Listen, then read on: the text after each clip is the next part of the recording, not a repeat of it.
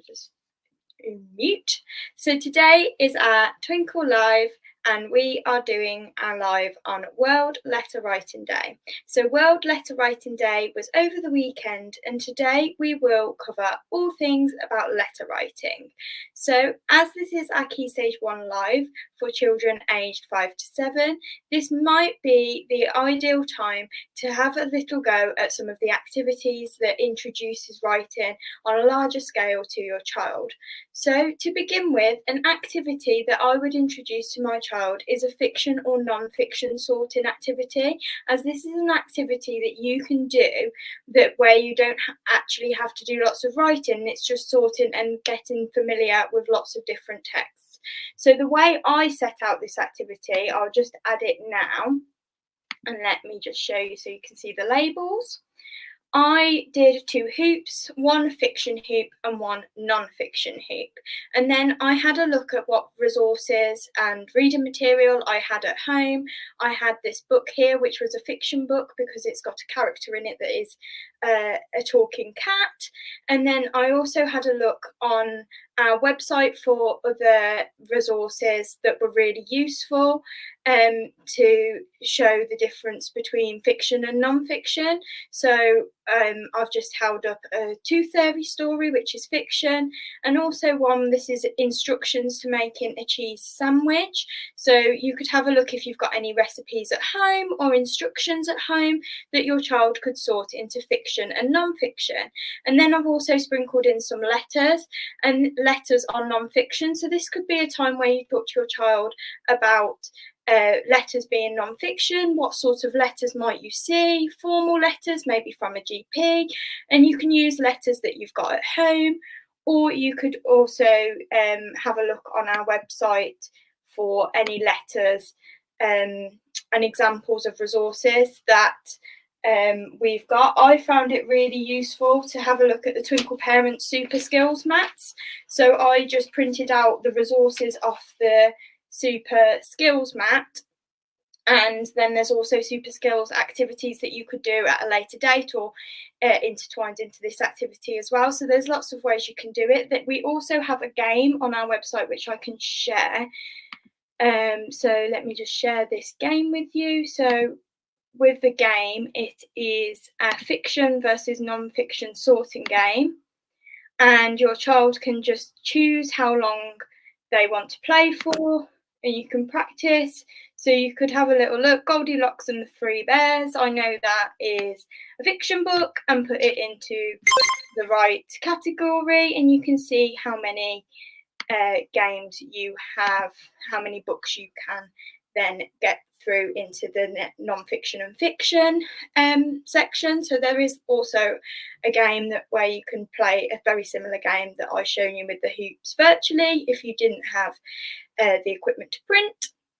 And then once you've had a little discussion with your child about fiction and non-fiction, you could then start to think about writing letters and think about why you might write letters. Now, if your child is just going into Key Stage 2, so they might have left reception very recently and would have started Year 1 today or in the coming days, then they might not be just there yet to write full letters, but you could have a go at getting your child to verbalise what they would like to write while they practice their letter formation. Now, on our website, we have a really useful letter formation guide which explains how you can help your child form letters like curly caterpillars. So you could use that resource as a parent's guide if you wanted to. So you'll find that resource in the comments, but it's really useful to check with your child's school and set in what resources and ways they learn how to write, because they might do it a little bit differently, and I'm sure your child's teacher will be able to give you advice on how to form letters. We also have themed handwriting, so you could practice with your child themed handwriting. So we've got a fantasy booklet, for example, which is one of the resources which you'll find in the comments, where your child can practice lots of different formations of handwriting following our formation, which is a way that they can practice writing before they start writing letters. If your child is in year 2, or you feel like your child would be able to have a go at writing letters in themselves, then what you could do is you could discuss an experiment and compare different types of letters with your child. So you could experiment in writing letters and maybe come up with a bit of a checklist. Ask your child, what do you think is included in a letter? They might be able to tell you that the address is in the top right corner. They might be able to tell you that a date is written on the letter, and that you might start with a greeting and an introduction, and then the actual body of the letter before a closing section at the bottom. They might be able to tell you that's how a letter is formed.